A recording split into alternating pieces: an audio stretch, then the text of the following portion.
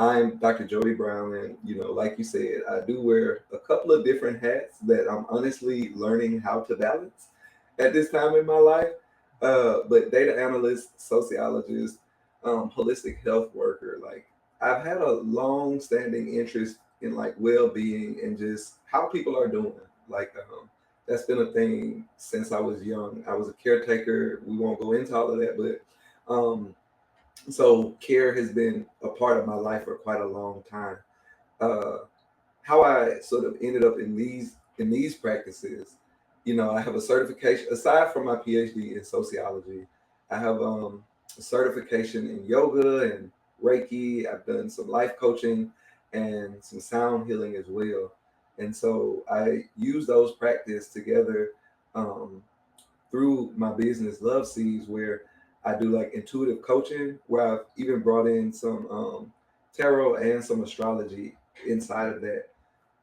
So that's the holistic piece, but I'm also a researcher by nature, like and by training, and so I like to think about how what the research says about holistic health practices and how we can sort of combine these things in ways that are healthy, in ways that are scientifically backed. But I also like to flow with, mindfulness and energy and spirit. Like those things are important to me. So at this point in my life, I'm learning how to combine all those things, balance those things to live authentically. And for me, it's just really put more love into the world. Um, how I got into the holistic health space was actually through my graduate school training. Like earning an advanced degree can be really intensive, and it can take a toll on you mentally, physically. It can take a toll on you spiritually, and so at some point you have to take some time to think about how are you supporting yourself, like how are you showing up in these spaces, how do you want to go about doing this very intensive and a lot of times lonely work that you end up doing. And so this led me into more holistic health practices. Like I got into meditation while I was in graduate school.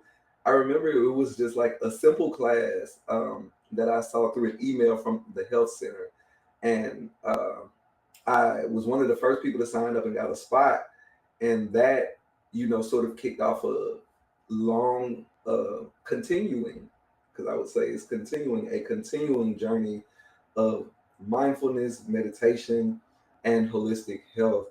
Um, and over time, like I said, the yoga came in, which is not just physical; it's a whole body spirit system. I practice it in that way. The Reiki, which is more about energy healing as well, and the sound healing similarly. And so I also like incorporate some breath work because breathing is one of our um, basic tools for mindfulness that we all have and we all can use. So it's a great thing to keep in mind. So that's just a bit about how I've gotten here over time.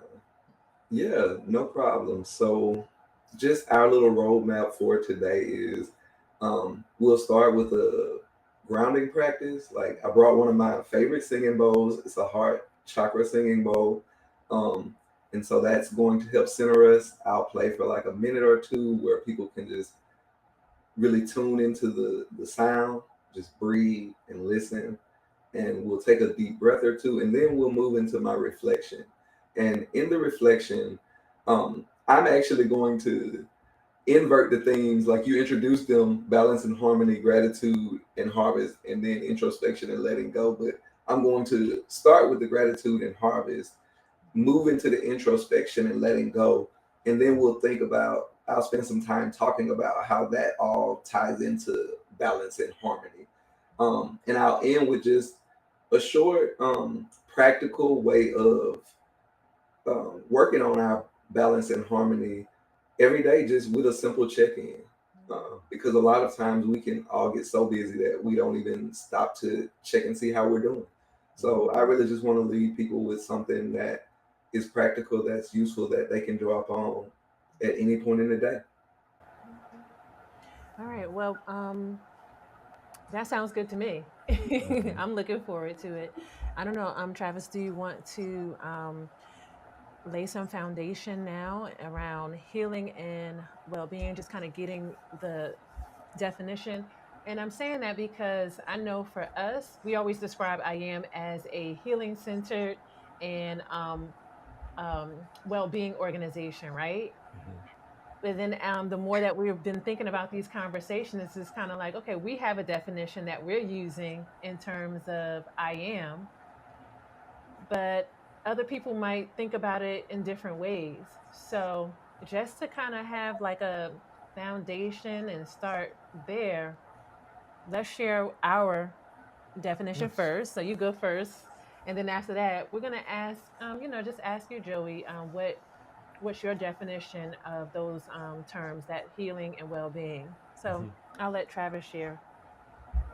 So, Joy and everyone, the Institute of African American Mindfulness, the way that we define healing is as a return to balance. So, that balance is mental, emotional, physical, and spiritual balance. And once you return to balance, then we talk about well being because well being is maintaining that balance. And the beautiful thing about the healing process and the practice of healing, because healing is ongoing, it ebb and flows, throughout your whole life, you're always healing, Mhm. you know.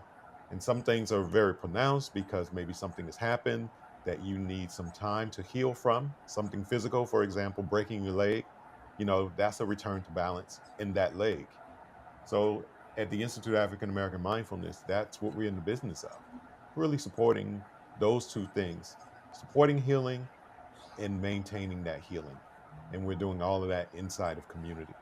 Mhm.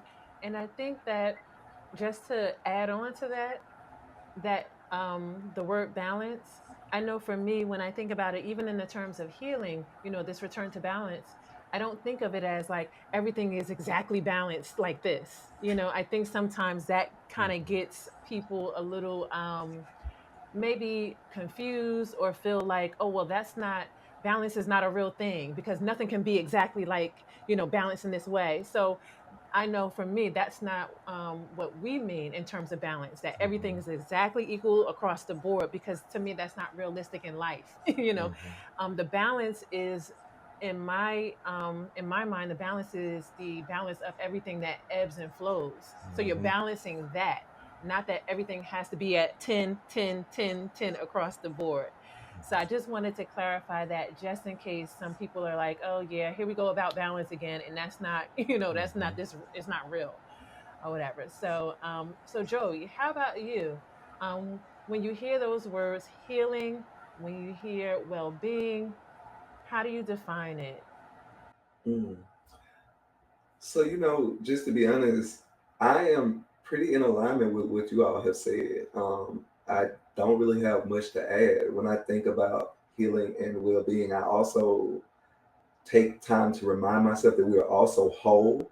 So, this is very interesting, sort of recursive dynamic of we are whole and we have the things that we need inside of us, or nearby, even as we may have healing to do, whether that be physically, emotionally, or spiritually in some instances. And Camilla, I think definitely thinking about balance, and the way I plan to talk about it today is, it's not some one point and we get there and we're like all good forever, because you're right, that's not maintain that's not it's not easy to maintain that. It's an imperfect situation. Like, it's impossible to set people up for that type of expectation. And so then people just get frustrated and they give up. And I'm more of a, are we doing the best we can where Mhm. we are, and I'll talk more about this, but I tend to think of balance as a range, not necessarily a point. Like, um, I can be good. I can be good across a range of things. Like, I'll give an example once I start talking, but even something like body temperature, it's not a set point that everybody's body temperature is. Like, there's a range of what's healthy and what's outside the bounds of that. And part of life is being mindful and being aware of how we're doing, and then gently returning to balance, not forcefully snapping ourselves back into place like a rubber band, but being kind and gentle with ourselves. I mean, especially in the community, because a lot of times we can be rigid because we've been put in social boxes, or we feel like we have to perform certain ways in order to thrive in society. And for me, done a lot about thinking I've done a lot of thinking about what authentic empowerment looks like within community. Because when people can show up as themselves, they can show up better for their community, because they're better able to give up their natural gifts and talents and to develop those. And when they're at their best, they're giving to the community, they're giving the best to their community. So I like that partnership between allowing people the space to be their authentic selves, to be authentically empowered, and then pouring that into the community. So another reason I'm excited for us to be having this community conversation. Yes. Well, I know we over here like bobbleheads as you're Yeah. talking. Yeah, Yeah. because and I want to get to this grounding, but I just have to say, because this piece about authentic empowerment, I love the way you even like, frame that. Yeah, that's one, that's a nugget there. So everybody out there, hold on to that. But let's get into our grounding so we can get into this conversation, because I'm like reared up now. I'm excited. All right, so take it away. We're gonna give it back over to you, Dr. Joey Brown. Okay, thank you so much. So everyone, we're going to start with some sound. Um, like sound vibrations are good; they're helpful for us, and they can help us come back to balance. And so I have a singing bowl with me. I guess I'll show it really quickly. This is a crystal singing bowl. It's a 432 hertz crystal singing bowl, and so it is attuned to our heart chakra, and our heart energy. I chose it because we're focusing on balance and harmony today. And so we know that we're used to thinking about intelligence in our head. And some people may have heard about gut intelligence, like trusting our gut, but we also have intelligence in our heart. And so in the spirit of balance and harmony, it came to me to bring the heart singing bowl, because that's our center. Between our head and our gut is our heart. So you can just close your eyes if you like. You can bring them to a soft gaze, or you can stay eyes wide open. It's all on you. And I'm going to play for roughly a minute and a half, 2 minutes. And I want you to just breathe deeply, tune in to the sound. And if it appeals to you, notice where you feel it in your body, or put your attention on your heart space. All right.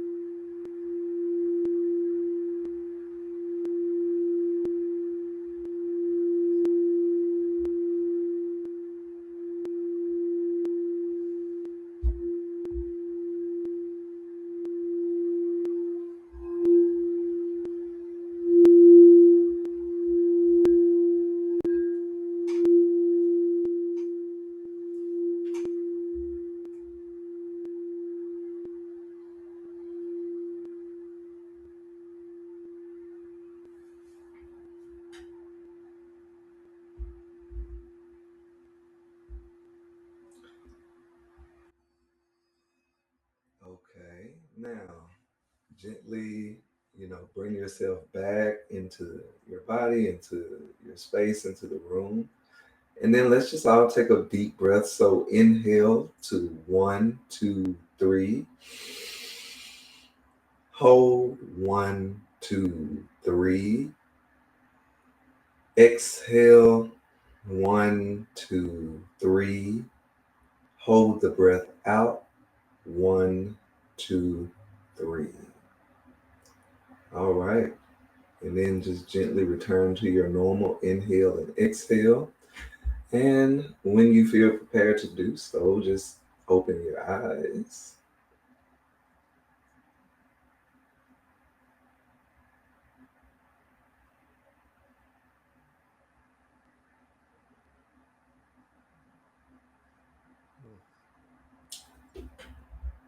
All right. Um, so I'd like to move into the reflection, but Camilla or Travis, if you want to share your experience with the bowl and just any comments you'd like to make before I start about that experience for you all.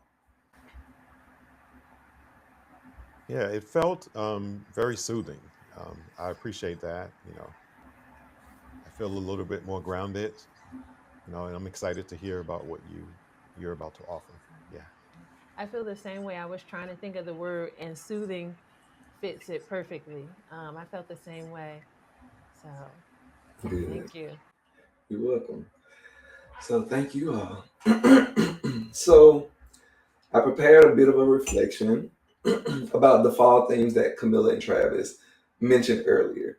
So we'll talk a bit about gratitude and harvest, introspection and letting go, and then I'll spend some time talking about balance and harmony, which for me is kind of focal. Give me just a second. Let me have a drink of my tea. Okay, so let's talk a bit about gratitude and harvest. Harvesting what we've collected, preparing to sow those seeds, and also introspection and letting go. So, in the spirit of gratitude, I'm very thankful to be here. I'm going to fully acknowledge this is really outside of my comfort zone and I'm trying something new, putting myself out here like this. And so it's an honor to be doing so with IAAM and to be talking about these fall themes. And so I really wanted to do something that was, of course, intelligent, but also from the heart. So these topics really resonate with me at this time in my life. Maybe because I'm a fall baby, I don't know, but um, that's where we are. So, in flowing with the rhythm of nature, fall is a time of slowing down, actually. Our nights are getting longer, our days are getting shorter, our temperatures are getting colder, and some of the life that sprung up during the spring and blossomed during the summer is beginning to sort of let go.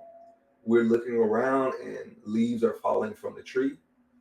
And so we tend to be able to feel this. The energy is slowing down.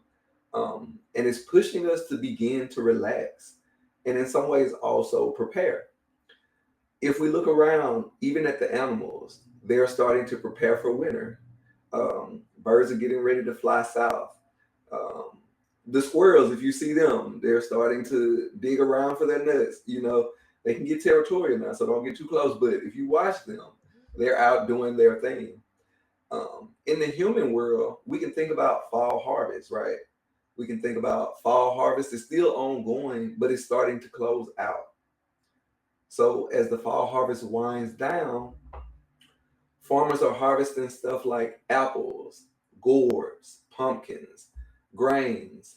We've all been to some fall festivals here and there, played in the corn mazes. So fall in many ways is like our last hurrah before we settle in for the winter, for the long winter. So in the same way that we are preparing for winter in this way, I think the fall provides us an opportunity to take inventory of what we are harvesting in our own lives. And so it's a nice time for us to take stock. Um, After all of the activity, the vigorous activity of spring and summer, how is our body doing?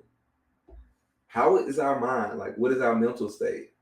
What kind of thoughts and emotions are we experiencing? You know, some people enjoy fall, but for some people, it can be more of a sad time. What behaviors have we been engaging in over the past few months? And how is our mind, body, spirit connection at this time? Are we feeling balanced and harmonious?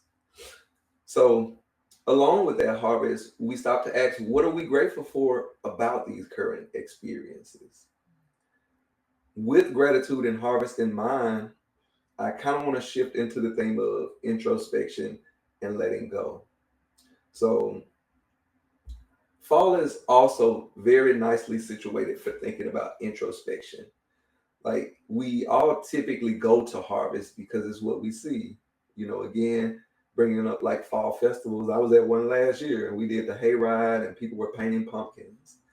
But I think introspection is good to do anytime, but it's also naturally connected to the fall because after the harvest, there's a sorting that must occur. Like, you know, we all talk about the harvest, but once the harvest occurs, there's a sorting.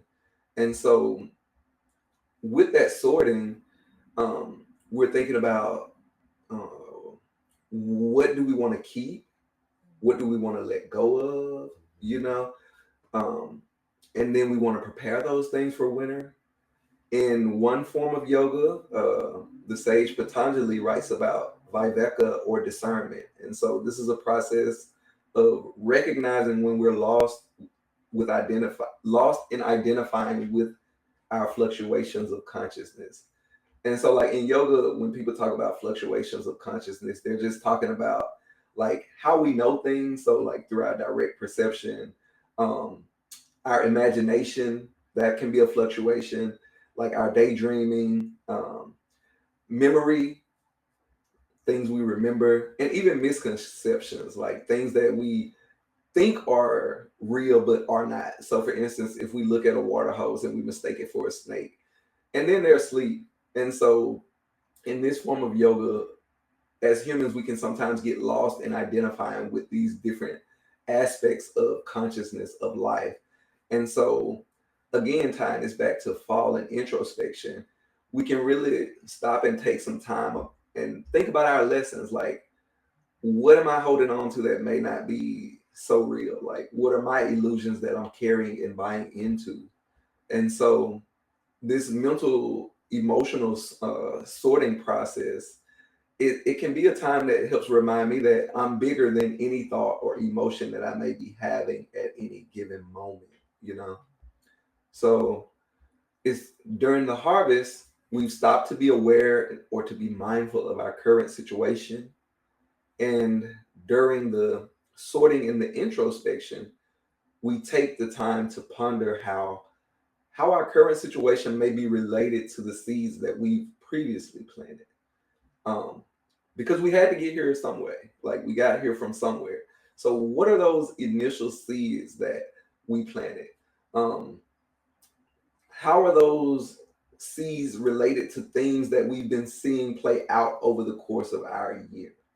You know, I think this is best done from a non-judgmental standpoint, because when we start to judge ourselves, we can be tempted to only acknowledge some consequences or and let go of others. So we don't always give ourselves the the grace to see a full picture of what are the outcomes of our thoughts, our beliefs, our emotions, and our actions. Like, what are we creating with our life energy? You know, those are three things that we all have: thoughts, emotions, actions. And granted, as a sociologist, I'm trying to think about how those things are constrained by our social structures, like the families that we live in, the nations that we inhabit, those things. But I'm also a bit of a social psychologist, and I can't give up all people's power to those social structures. Like, as individuals, we all have things in our heart that we want to do, and we can push back against our family. Like, if we don't agree with things, we don't have to follow old traditions. We do have choices in life, and we have to maximize those in order to live a fulfilling life. So, that introspective sorting process is very important in fall.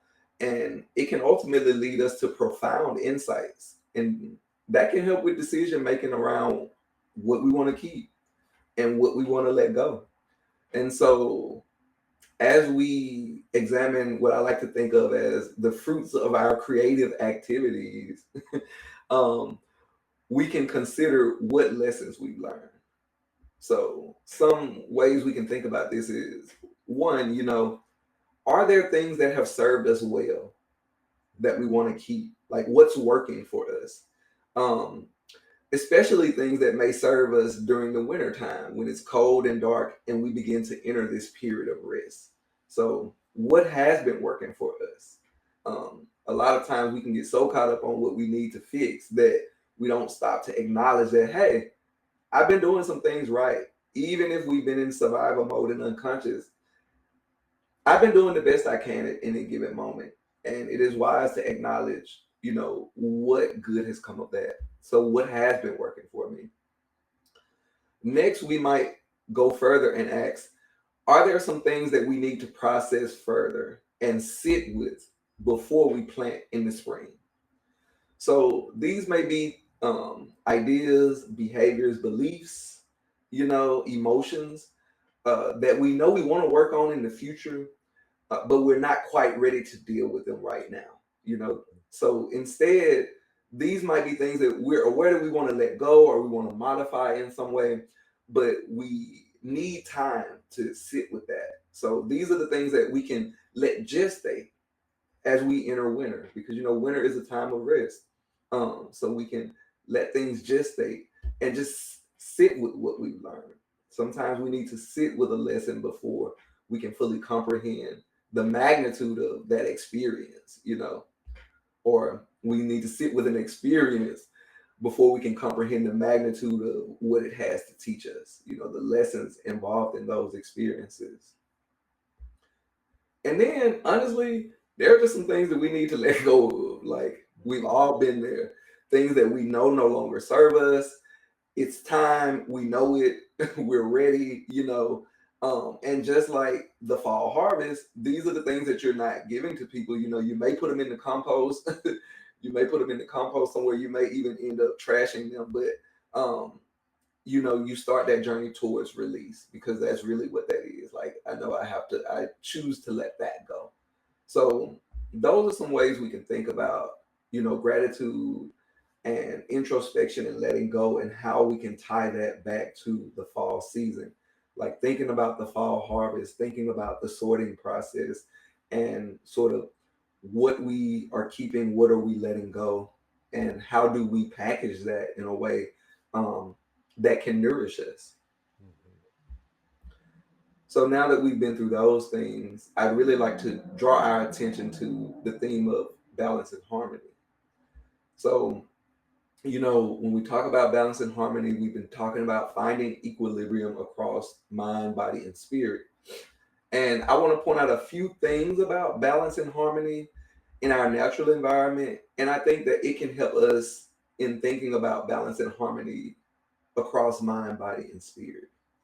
So, four things. One, balance is a natural part of life.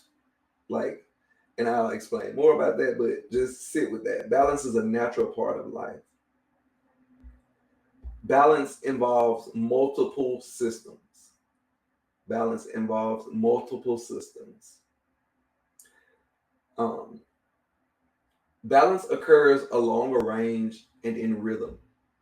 Like, balance occurs along a range and in rhythm. And then we've already talked a bit about this, but nothing stays exactly balanced forever. So we need to stop trying to hold on to that idea that we'll get to this one perfect state and we'll be we'll be like good. We'll just be living in bliss forever. Maybe that's in some dimension. It's not in this one. Um, so let's look at where balance shows up in nature, and that'll be exemplify some of these points that I've been talking about. So, balance being a natural part of life. Like, we can see balance and harmony really all around us. If we think about Earth, if we think about the flow of the seasons, We think about Earth's climate. We can think about even within our biological bodies, like homeostasis, Mhm. like is a natural process. Like we need to be in homeostasis to be optimally functional. Mhm. Music, for my music people out there, which is a combination of pitches and notes, art through color and aesthetic. And like I said, even through nature, through the changing seasons and the rhythm of time, like these are some ways in which balance naturally shows up in life. Now, when I say balance involves multiple systems, none of us are an island. And so if we think about our body, to stay in homeostasis, we have a variety of systems that must stay regulated. And they're not regulated to one point, like your temperature is not 98.6 all of the time, but there's a range in which your temperature can be. I moved into the next point, but what I'm saying is here there are multiple systems, like our organ system, our endocrine system, our nervous system. All of these things work together to help keep us in homeostasis. Our mental health. Our mental health is related to, there's a biological component, Mhm. but there's also our social environment that's important to our mental health. So again, multiple systems, multiple systems. There's an inside outside relationship with that. Um, and I mean, just really quickly, like music harmony involves a lot of things. Consonance and dissonance, for one, chord progression, scales and keys, like multiple systems come together to create balance and harmony across a variety of things. Um, and in terms of a range, I'm not going to stay here long because I've given this example multiple times. Like, there's not one specific point of balance, there's usually a range. For example, if our body temperature is anywhere from 96 to 99, most people are like, okay, I'm good. Now, once it gets below 96, once it gets above 99, then we start to be like, okay, I need to be concerned here because we're out of the range of balance here. And so, likewise, in thinking about balance between mind, body, and spirit, there may be a range in which we feel balance. And last, again, but not least, again, nothing stays balanced forever. A musical note has to end. Artistic trends, they come and go. Um, our body's vital signs are continually fluctuating. Ask anybody who goes to get a physical each year, and you will see that the numbers vary from here to there. Um, I'm at the age where we talk about cholesterol, but we're gonna leave that alone. There's a range. You want to keep it. You want to keep it in that range. Um, And I mean, we don't think about it this way, but something as simple as our weight. Like we weigh less in the morning than we do in the evening. Our body temperature, we're coldest in the early morning hours, and our body temperature reaches peak temperature at around in the afternoon. So, and last but not least, like since we're talking about fall, the earth only has two equinoxes a year. Like there's the spring and the fall equinox. And these are the two times in a year where Earth's axis is like not pointed directly at the sun or not pointed, too far away from it. Um, so even the Earth has like these 2 points where things are as close to perfectly balanced as we might think of balance in our normal traditional ways of thinking. So through this lens of mindfulness, we talk holistically about balance and harmony, meaning that we're interested in equilibrium between our mind, our body, and our spirit, you know. So, another way that I hear people talk about this, and I've talked about it myself, is do we feel in alignment? Do we feel in alignment? So, what are some practical ways that we know we're in alignment? Because, I know Travis mentioned earlier about healing and well being, maintaining that, but also not making it, you and Camilla mentioned, not making it something that's unattainable or something that's inaccessible, but something that's really approachable for people in their everyday lives. What are some practical ways we may know we're in alignment when we're in balance? One way is we feel ease in our body. And, I want to say that with the caveat of everybody's bodies have different things going on. So, what ease feels like in my body may feel different from what ease feels like in someone else's body. And I know, in the community, we have a variety of people who deal with chronic health conditions like hypertension, like diabetes. So I say that to say that, given where your health status is, we have to still think about what ease feels like in my body for me. Okay. Now, when we think about the mental piece of that, I want to think about equanimity in our mind. And equanimity is just a big word for calmness and evenness in our thought and emotion. So, am I calm? Am I even across my thinking and my emotions? And again, another word for that is equanimity.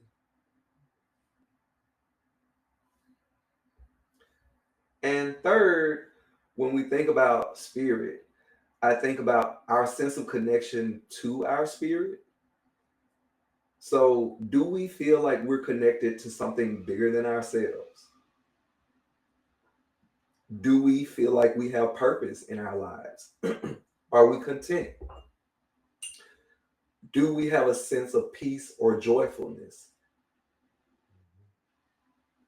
And I want to stress that peace and joyfulness and contentment are more enduring states, not like the emotion of happiness. I'm not telling people just go be happy. Like, this is a deeper um, a deeper ease, that peace and joyfulness represents here. All right.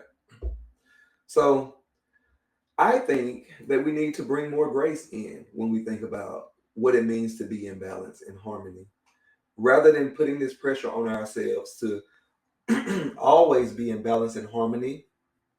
We have to stop approaching it as an ideal and, think about balance and harmony in reality, like through our lived experiences. And if we're honest about it, it's much messier than we tend to acknowledge it. Mhm.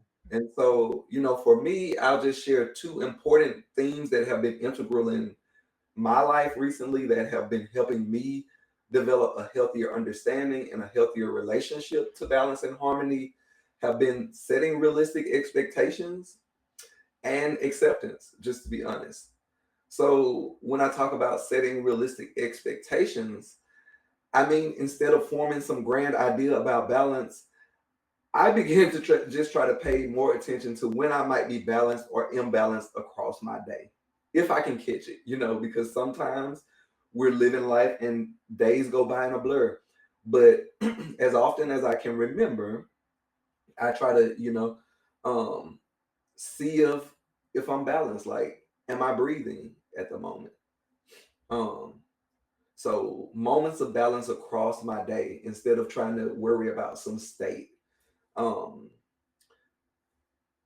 so And then my second thing for me that's been important is acceptance. Um, I have had a tendency to be a bit of a perfectionist. And when you have that trait, it can drive you to want to do things well. So there is a seed of goodness in it, but you have to be careful about it because it can also lead to you not getting anything done because everything has to be an ideal way. When I was working on my big project to get my PhD, I had to embrace the philosophy that a done dissertation was better than no dissertation at all. Like, you can always do better, but you have to do something. You can't live in your head forever. And so, even with thinking about finding balance, I had to accept imbalance as a normal part of life. Like, it just is. Imbalance is a normal part of life, but we can gently put ourselves back on a path toward balance.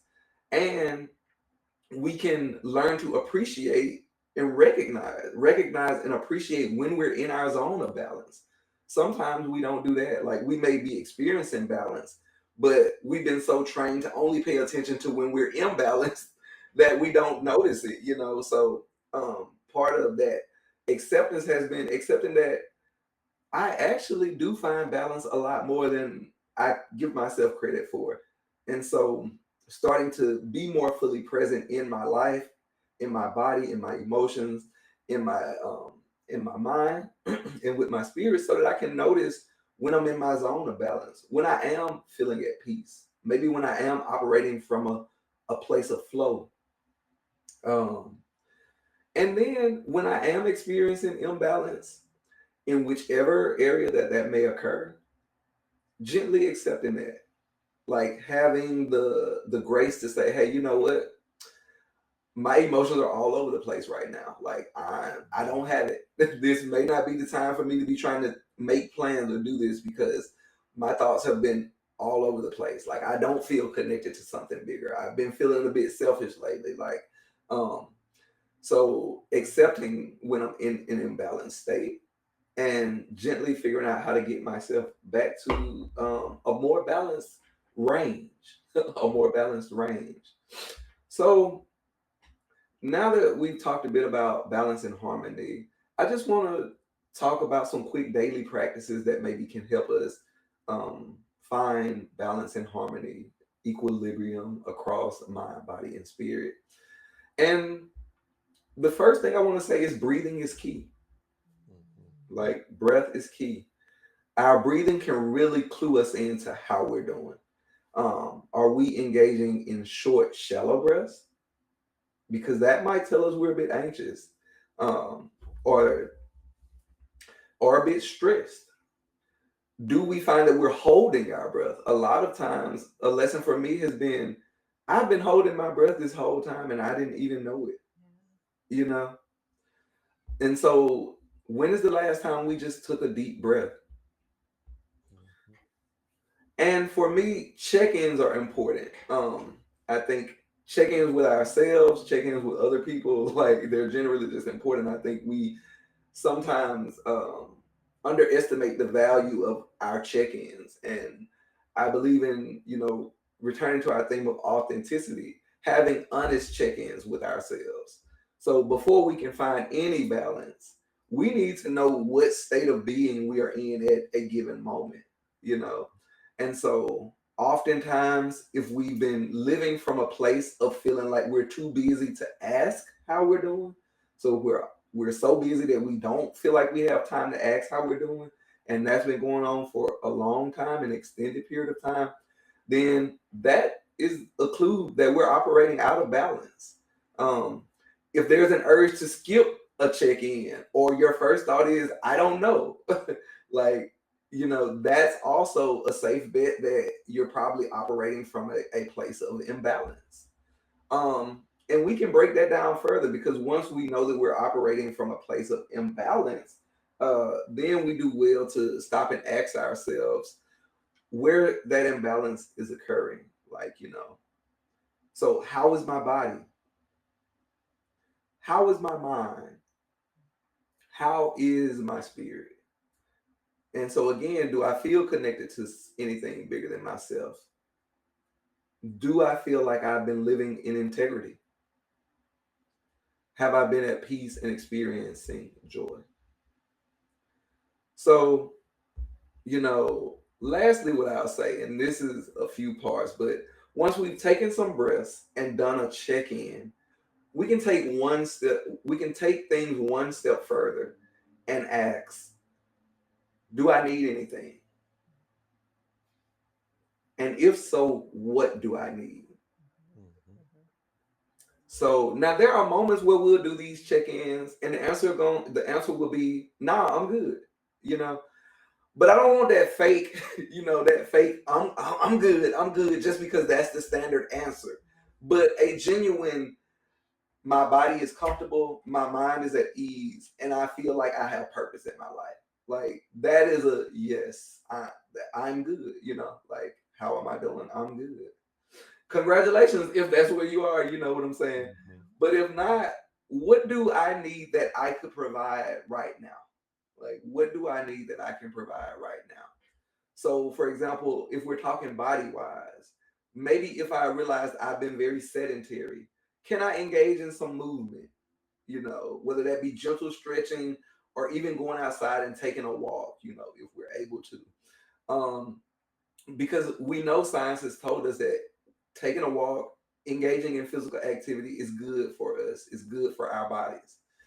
If on the other end, because some people just go go go, that may be their default or how they tend to roll. If our body is tired, do we need rest? Like, rest is also an essential part of our well-being. Have we been getting the sleep that we need to be at our best? And a lot of times that'll be one of the first things we sacrifice. I gotta go, I gotta grind, I gotta, make it happen. But no, sometimes you need to sleep. Sometimes you need to sleep and you need to find that balance so that you can then do what you need to do in a more healthy way. And if it's on a more serious note, though, we also need to ask, do I have serious dis-ease in my body that I need to address?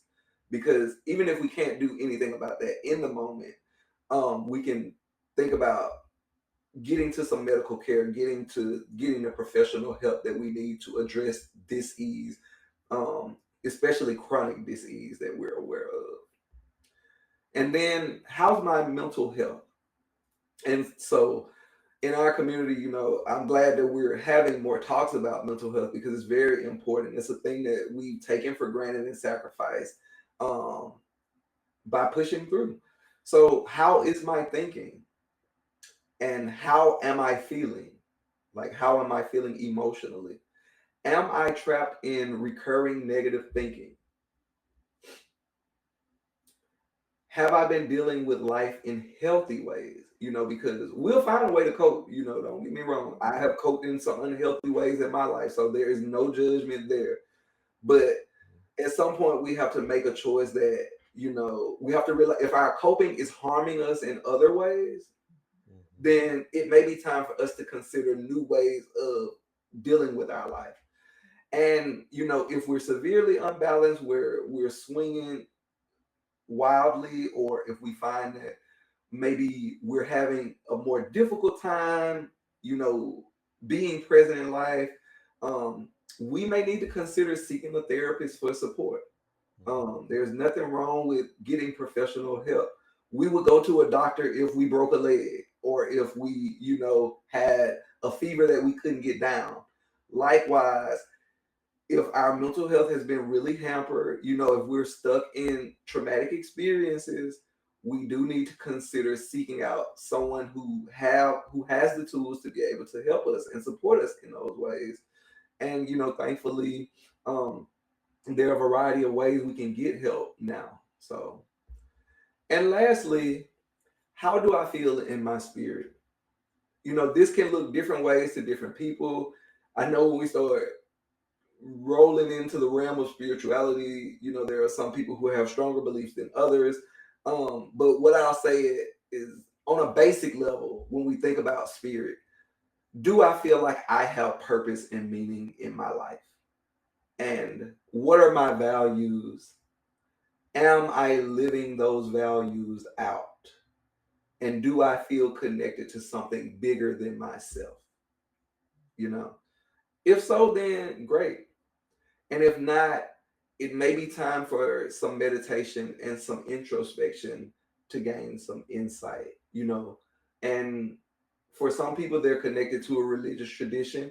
If that's where you find, your meaning and your purpose, then follow that.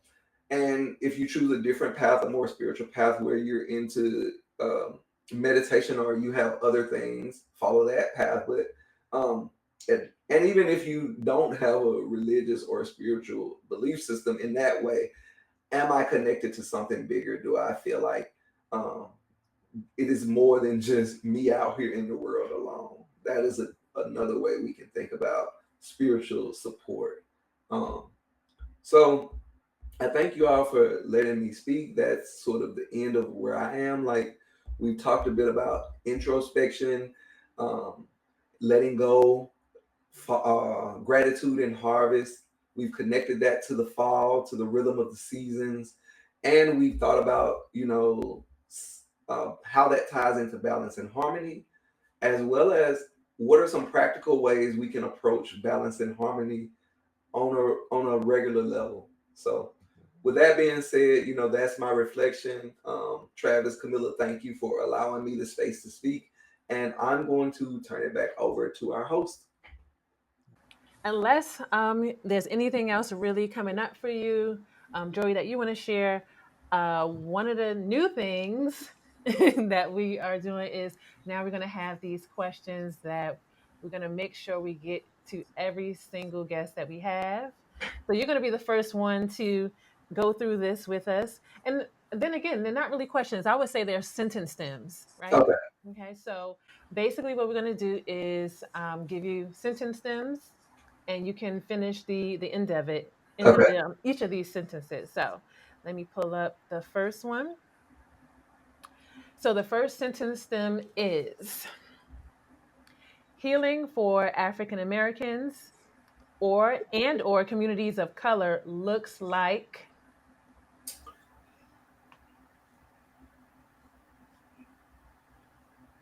It looks like love. Like it looks like love. I don't know how far you want me to go. I was like, that's what came to me, but It's whatever yeah, comes to yeah, you, like the first thing that comes to your mind. So yeah. that's fine. It looks like love. All right. Okay. So the second one is community is.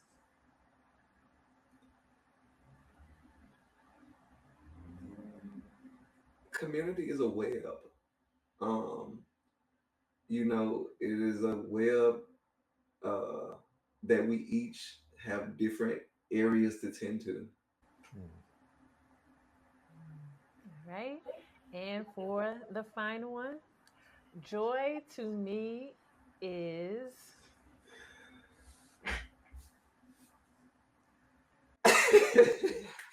The funny thing is when my first thought was, it wasn't like a word. It was more like a sound.